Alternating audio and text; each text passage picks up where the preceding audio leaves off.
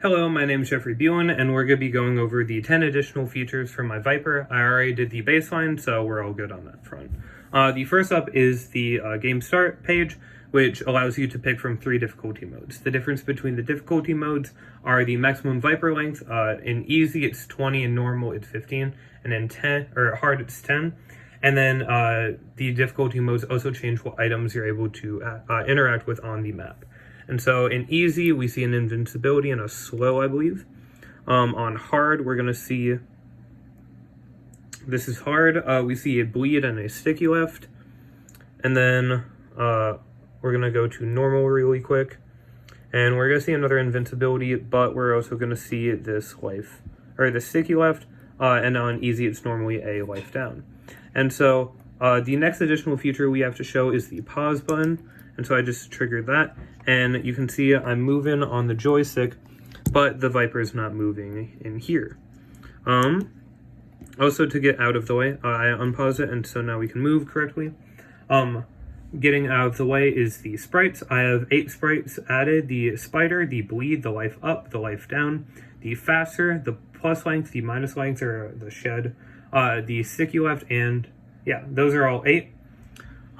And so, yeah, we're gonna also now look at the other items to interact with. So here's a sticky left, and when I try to move down, or when you try to move in any direction, it forces you to go left.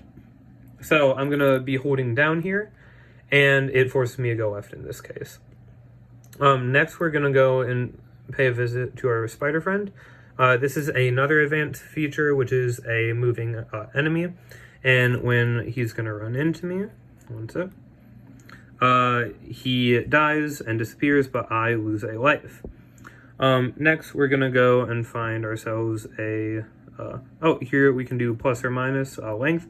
And so when we hit this, we're going to increase our length, but not increase our score. It'd stay the same. And here is the minus length, or the shed, because we're going to leave part of our body behind, and when you run into it, it acts as a obstacle. And next is this bleed. So once I hit this, you can see my score is 3.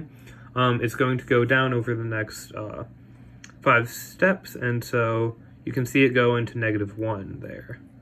And the minus isn't showing because the LCD is interesting.